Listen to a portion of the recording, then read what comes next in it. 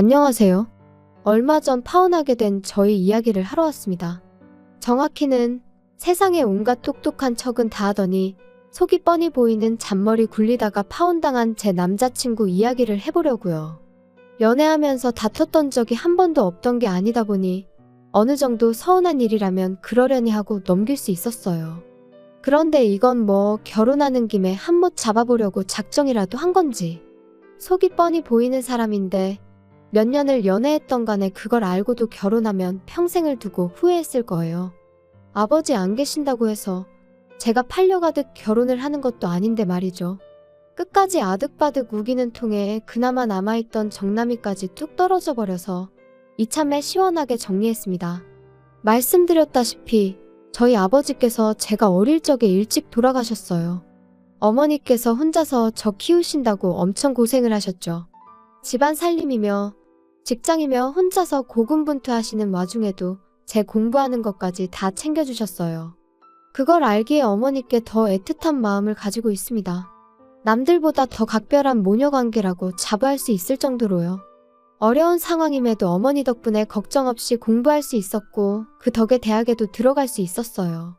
아버지 살아계실 적에 모아놓은 돈이 어느 정도 있었어서 저희 집이 대학은 꿈도 못 꿀 만큼 찢어지게 가난한 상황은 아니었지만 그래도 어머니 덕분에 대학교 들어가서도 학비나 생활비 신경 쓰지 않고 맘 편히 공부할 수 있었습니다. 그 덕에 졸업도 무사히 할 수 있었고 졸업 후에는 학교 선배의 동물병원에서 곧바로 실습도 시작할 수 있었죠. 실습이라 할지라도 월급이 적은 편이 아니었다 보니 이제부터는 제가 어머니께 효도를 할 차례라고 생각했어요. 그동안 아낀다고 못해본 외식도 해보고 쉬는 날 활용해서 당일치기 1박 2일로 어머니랑 국내 여행도 다니고 그런 식이었죠. 그렇게 저도 어느 정도 경력이 쌓이고 나서는 저도 제 병원을 열어보면 좋겠다는 생각이 들어서 비는 시간 틈틈이 활용해서 상가를 보러 다녔습니다. 하지만 그 비용이 말도 못할 정도로 엄청났어요. 살던 동네 근처에서 시작해 욕심을 버리고 그나마도 비용이 저렴한 경기도 구도심까지 찾아봤지만 월세 조건이 만만치 않았습니다. 그래서 개업을 포기하려던 찰나에 어머니께서 같이 어디 좀 다녀오자면서 저를 데리고 나가셨어요. 저를 데려가셨던 곳은 부동산이었습니다. 아버지께서 돌아가실 때 나온 사망보험금이 있었는데 그 돈을 그동안 저 모르게 굴리고 계셨다고 해요. 투자에는 워낙 초보셨다 보니 많은 수익을 내지는 못했지만 제 병원 차려줄 만큼은 되니까 걱정 말라시더라고요. 아빠가 살아있었다면 분명히 병원을 차려줬을 거라고, 그러니까 이건 따지고 보면 엄마랑 아빠랑 같이 해주는 거니 사양 말라고 하시는데 흘러나오는 눈물을 숨길 수가 없었습니다. 이제는 제가 효도할 차례라고 생각했는데 아직도 어머니 눈에는 제가 도움이 필요한 어린아이처럼 보였던 거예요. 그 사실이 죄송스럽기도 하고 너무 감사해서 정말 펑펑 울었어요. 부동산 계시던 분도 너무 감동적이라고 하면서 같이 울어주셨네요. 대신 저도 어머니께 하나 약속드린 게 있습니다. 앞으로 제가 버는 돈의 절반은 어머니 드리겠다고요. 사실 그 돈을 다 써버리면 어머니 노후자금을 다 쓰는 거나 마찬가지였거든요. 그러니 제가 그냥 빌려서 갚는 거라 생각하시라고 했어요. 개원은 제가 눈여겨보았던 경기도권 구도심에 하게 되었습니다. 인구가 많지는 않은 지역이긴 하지만 제 병원이 있는 상가 주변으로 아파트가 엄청 많이 들어서 있는 좋은 입지 조건이라 수익은 제가 생각했던 것보다 훨씬 더 잘 나왔어요. 그렇게 열심히 일하던 와중에 저도 연애를 시작하게 되었습니다. 남자친구는 같은 건물 5층에 있는 학원에서 수학을 가르쳐주는 수학 선생님이었어요. 제 병원은 건물 1층에 있었는데 통일이 너머로 저를 보고 첫눈에 반했다며 매일같이 저한테 커피도 사다 바치며 끈질긴 구애를 하던 사람이었죠. 넉살도 좋고 유머 감각도 좋아서 저도 남자친구한테 호감을 느꼈고 이내 저희 사이는 연인 사이로 발전하게 되었습니다. 그렇게 1년 반 정도 연애를 하다가 둘 사이에 결혼 이야기가 오가게 되었고요. 너무 늦은 건 아니었지만 둘 다 나이가 있다 보니 결혼 이야기가 나오기 전에도 종종 서로의 미래에 대해서 이야기를 자주 나눴었습니다. 그 당시에 나눈 이야기들이 결혼과 연관된 이야기이긴 했지만 그때 당시에는 결혼 약속을 했던 사이가 아니었다 보니 서로 이야기를 나누면서 가치관으로 부딪힐 일이 전혀 없었죠. 결혼 약속을 한 이후에도 나누었던 이야기들이 있으니 모든 게 순조로울 줄 알았지만 남자친구의 어머님, 그러니까 예비 시어머니가 될 뻔했던 그 욕심 많은 사람이 나타나면서 언제 그랬냐는 듯 조금씩 모든 게 틀어지기 시작했어요. 예비 시어머니는 왕년에 유치원 보조교사 일을 하셨다고 합니다. 그 아들인 남자친구도 지금 학원 선생님을 하고 있다며 당신들 집안이 교육자 집안이라는 얼토당토하는 논리를 펼치셨어요. 그때는 그냥 남자친구의 밝은 성격이 코에 걸면 코걸이, 귀에 걸면 귀걸이, 좋은 게 좋은 거라고 맘대로 생각하는 어머님을 닮아서 그렇구나 하고 좋게 생각하려고 했었죠. 그런데 수의사인 저를 약간 깔보는 듯이 말을 하더라고요. 내가 어디서 들었는데 수의사 공부도 쉬운 게 아니라더라 하면서 그 정도 머리면 차라리 사람 고치는 의사 공부를 하던가 아니면 돈 잘 버는 한의사 공부를 하지 그랬냐고 빈정거리듯 말을 하더군요. 똑같이 칼질하고 주사 놓고 하는데 너무 명예가 없는 거 아니네 어쩌네 저쩌네 하면서요.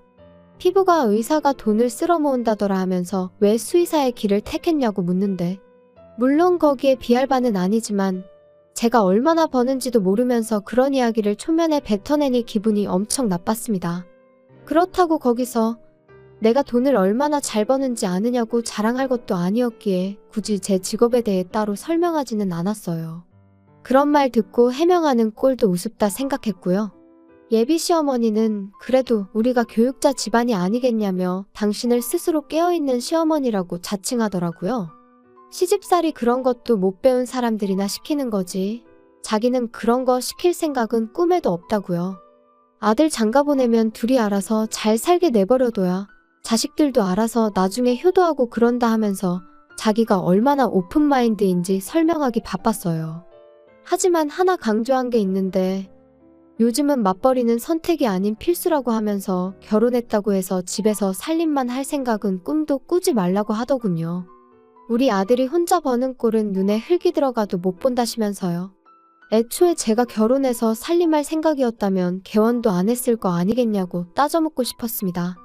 쉴 생각은 추호도 없었는데 그것보다 더 기분이 나빴던 건 역시 저를 학원 선생님인 남자친구보다 밑으로 깔고 보는 예비 시어머니의 태도였어요.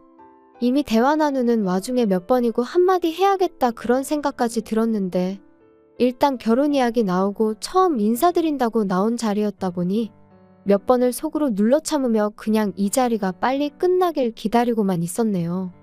안 끝날 것만 같았던 인사 자리도 겨우겨우 끝나게 되었어요. 예비 시어머니는 다음에는 상견례 할 때나 보겠네 하면서 자리를 떠나셨죠. 남자친구가 우리끼리 데이트나 더 하다 가자고 제안을 했는데 기분이 영 아니었다 보니 자리가 자리였던 만큼 내가 너무 긴장했었나 보다고 피곤해서 오늘은 안 되겠다 말하고 집에 돌아와 버렸습니다. 저희 어머니께서 예비 시어머니 만나고 온 자리는 어땠냐며 궁금해하셨는데 아무 말도 해드릴 수가 없었네요. 그냥 남자친구한테 했던 말 그대로 너무 긴장했어서 경황이 없어서 무슨 말 나누었는지도 잘 기억도 나질 않는다고 하고 넘겼습니다. 그리고 일주일 지나서 남자친구와 만났어요. 일터가 같은 건물이다 보니 남자친구가 매번 하던 것처럼 커피 사들고 병원에 찾아오긴 했지만 바쁘다는 핑계로 남자친구를 그냥 돌려보냈었습니다. 눈치가 있는 사람이라면 뭔가 이상하다는 걸 느꼈을 텐데 일주일 만에 만난 남자친구에게 그런 기색은 전혀 보이지 않았어요. 오히려 이제 우리 어머니도 만나봤으니 결혼 관련해서 좀 현실적인 이야기를 해봐야 하지 않겠냐고 들더라고요. 아직 우리 집에는 인사도 드리지 않았는데 벌써부터 너무 이른 거 아니냐고 했더니 어디서 나온 자신감인지 벌써부터 한번 뵙지도 않은 저희 어머니를 두고 장모님이라고 지칭하면서 장모님이 나를 마음에 안 들어 하실 이유가 없질 않냐며 그건 나중으로 미뤄도 된다고 하더라고요. 이미 저는 마음이 상할 대로 상해버렸지만 그래 뭐 어디 한번 무슨 이야기 하나 드러나 보자 하고 카페에 자리를 잡았습니다. 현실적인 이야기, 뭐 어떤 걸 하려고 이렇게 급하게 순서도 바꿔가며 하자고 했는지 한번 말해보라고 했더니 우리 경제적인 부분에 대해서 한번 심도 있게 이야기를 해보자며 병원 운영하면서 나가는 고정 지출이 얼마나 되는지 그런 걸 물어보더라고요. 어디서 뭘 듣고 왔는지 모르겠지만 밑도 끝도 없이 고정 지출 이야기를 묻는 걸 보니 어떻게 직접적으로 제가 얼마나 버는지 물어보기 그래서 매출 규모나 한번 떠보려고 물어보는구나 싶었어요. 그래서 제가 말 한번 잘했다고 당신은 학원 선생님 하면서 받는 월급이 얼마나 되는지부터 먼저 말해보라고 했습니다. 남자친구는 자기가 뒤로 과외를 해주고 있는 것까지 포함하면 한 달에 350 정도 번다고 하더라고요. 자신있게 자기 정도면 또래 중에서 잘 버는 편에 속한다고 하면서 자부심을 갖고 있더라고요. 제가 개원하기 전 선배 밑에서 일할 때 받던 월급보다 낮은 금액이었어요. 개원한 지금은 비교할 것도 못 되었고요. 제 월 수입을 공개를 해서 기를 눌러줄까 하다가 그냥 물어본 대로 가감없이 있는 그대로 말해줬습니다. 어차피 말해줘봐야 고정 지출을 가지고 제가 얼마나 버는지 유추하는 건 불가능에 가까웠으니 말이에요. 제 예상대로 제가 얼마나 버는지 궁금해하는 것 같았는데 직접적으로 말을 안 해주니 도무지 감도 안 온다는 눈치였습니다. 단도직입적으로 얼마를 버는지 물어보려고 말을 이래저래 돌려댔는데 눈치는 챘지만 일부러 말은 안 해줬어요. 저희 어머니 만나는 것도 건너뛰고 돈 이야기부터 하자고 하는데 도무지 신뢰가 가질 않아서였기 때문입니다. 아무튼 제가 계속 대답을 회피하니 남자친구가 더는 안 되겠는지 숨겨둔 비장의 카드를 꺼내들더라고요. 우리 결혼하면 자기가 신혼집을 해오겠다면서요. 그런데 그 해오겠다는 신혼집이 이야기를 들어보니 지금 혼자 살고 있는 오피스텔을 말하는 거였습니다. 남자친구가 원래 본가는 서울인데 직장 출퇴근하기가 여간 불편해서 이쪽 동네에 새로 지어진 오피스텔을 전세 대출로 살고 있었거든요. 직장에서 걸어서 5분 거리이기도 하고 이보다 신혼집으로 더 좋은 조건이 어디 있겠냐고 하더군요. 대출도 정부 지원 상품이라 금리도 싸게 받았고 풀옵션의 8평이긴 하지만 복층 구조라서 실내도 넓게 빠졌다고 자랑처럼 말을 하더라고요. 저도 신혼부부라고 해서 무조건 아파트 자가로 들어가서 시작해야 한다고 생각하는 사람은 아니었으니 그 부분에 대해서는 오케이 했습니다. 처음부터 크게 시작하는 것보다 작게 시작해서 조금씩 넓혀가는 것도 나쁘지 않겠다 싶었거든요. 그런데 말이 점점 이상한 쪽으로 흘러가더라고요. 벼랑간 남자친구가 혼수는 어떻게 해올 거냐며 생각지도 못한 이야기를 꺼내왔거든요. 당신 오피스텔 풀옵션이라고 하지 않았냐, 그리고 8평짜리 오피스텔에 무슨 가구를 놓겠다고 혼수 이야기를 하느냐고 되물었어요. 남자친구는 당장은 안 쓰더라도 남자가 집을 해오는데 여자가 혼수를 해오는 건 기본 중에 기본 아니겠냐고 되묻더라고요. 아니, 풀로 대출받아서 전세로 살고 있는 집을 가지고 자기가 집을 해온다고 말을 하면서 나는 내 돈으로 혼수를 해오라는 게 말이나 되냐고 따졌죠. 또 자기가 불리해졌다 싶었는지 제 말에는 입을 싹 닫더라고요. 한참 두 사람 사이에 정적이 일다가 남자친구 혼자 안달이 나서는 횡설수설 끝에 본론을 딱 말해왔습니다. 아까 말해준 고정지출에 대출금이 하나도 없던데 어디서 그런 큰 돈이 생겨서 빚도 없이 병원을 개원했느냐고요. 그래서 그것도 숨김없이 전부 있는 그대로 말해줬습니다. 아버지 사망보험금에 어머니가 재테크한 돈 합쳐서 개원해 주셨다. 대신 내 월 수입의 절반은 어머니한테 전부 드리고 있다고요.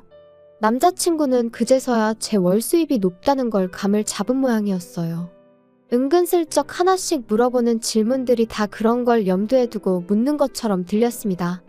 어머니께 월급의 절반을 드리고 있는 건 어머니 노후자금으로 병원을 오픈한 거라 빌린 돈을 갚는 개념으로 드리고 있다고 말을 해줬죠. 그러고 나서 남자친구가 말 잘했다고 하면서 부모님 노후에 대해서도 지금 같이 이야기를 해보자더군요. 그러면서 대뜸 저한테 물어보기를 결혼하면 우리 부모님한테는 얼마를 드릴 생각을 갖고 있는지 좀 알려달라고요. 또 뭔 소리를 하나 싶어서 당신 월급 350에서 얼마를 드리려고 그런 말을 꺼내냐고 물었더니 당신은 장모님께 수입의 절반을 드리고 있다는데 나도 200 정도는 드려야 하지 않겠냐고 하더군요. 그래서 제가 그럼 양가에 매달 400씩 드려야 한다는 소린데 그러면 양가 부모님한테 드리는 돈만 해도 당신 월급보다 더 많아지는 거라고 따졌죠. 그랬더니 남자친구가 정색을 하면서 왜 400이냐고 내가 200 드린다고 하지 않았냐고 따지고 들더군요. 당신이 먼저 부모님께 얼마 드릴지 묻지 않았냐고 당신 집에 200 보내면 나도 우리 집에 똑같이 200 하는 게 이치에 맞는 거 아니냐고 바로 따졌습니다. 그랬더니 아까까진 얼굴 한번 못 본 우리 엄마를 장모님이라고 부르던 남자친구가 마음이 급하니까 본심이 나왔는지 니네 엄마는 지금 네 월 수입의 절반을 받는다고 하지 않았냐고 하는 겁니다. 내가 말해주지 않았냐. 우리 어머니께서 노후자금 털어서 병원 차려주신 거고 나는 지금 그 돈을 갚고 있는 거라고요. 남자친구는 대번에 가족끼리 그런 게 어딨냐며 맞받아치길래 당신 어머님은 그럼 아들 월급의 절반도 넘는 금액을 진짜 용돈으로 받아간다 하시더냐고. 그런 가족은 세상에 또 어딨느냐고 제가 반격을 했어요. 남자친구도 자기가 얼마나 얼토당토하는 억지를 부리고 있는지는 어렴풋이 알고 있는 것 같더라고요.